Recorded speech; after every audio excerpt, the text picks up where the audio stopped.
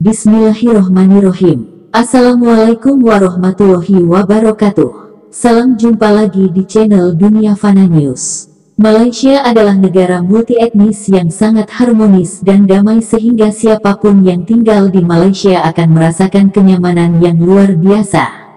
Demikian pula seorang polisi keturunan India yang bernama Rajendran Yekanhiah yang lahir dan tumbuh besar di Malaysia merasa bangga menjadi orang Malaysia. Kisah kebanggaan Rajendran Yekanhiah sebagai orang Malaysia dituangkan oleh SinarHarian.com dalam sebuah artikel yang menarik untuk disimak seperti berikut ini. Ketika berbicara tentang cinta tanah air, Rajendran Yekanhiah, 54 tahun, bangga dengan tanah pertumpahan darahnya.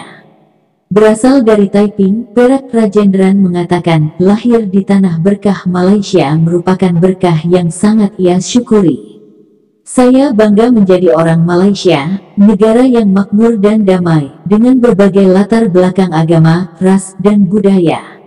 Bagi saya, keunikan Malaysia ini tidak akan didapatkan atau ditemukan di negara lain manapun di dunia. Kalaupun ada, suasananya pasti sangat berbeda dengan negara kita tercinta ini, ujarnya kepada Sinar Harian.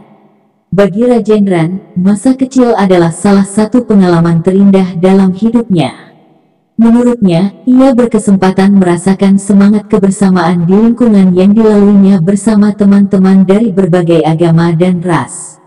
Saya lahir dan besar di sebuah desa di Taiping dalam suasana yang penuh dengan keragaman ada Melayu, China, dan India. Saya masih ingat masa lalu, kalau ada kenduri, teman-teman Melayu saya akan pergi. Demikian pula, jika kita mengadakan kenduri, mereka juga akan datang.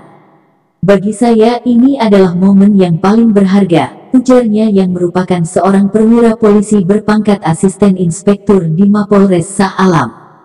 Tak hanya itu, ayah tiga anak ini juga mengaku beberapa teman Melayu di kampungnya bisa berbahasa Tamil. Keakraban saya dengan teman-teman saya yang berbeda ras seperti dijejali dengan paku agar mereka bisa berbahasa Tamil.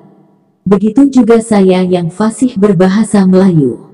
Tidak ada perbedaan sama sekali, meskipun ada perbedaan agama dan ras. Itulah keistimewaan silaturahim di antara kita, ujarnya seraya mengakui keragaman agama dan ras adalah keunikan utama negara ini. Dalam hal pertemanan, katanya, dia punya teman Melayu yang baik. Saya orang India, teman baik saya orang Melayu adalah asisten inspektur Samsul Kamal.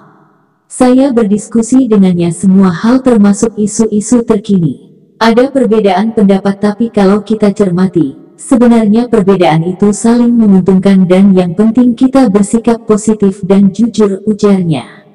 Menurutnya, pekerjaan sebagai polisi bukan hanya karir tapi bagian dari tanggung jawab dalam hidupnya.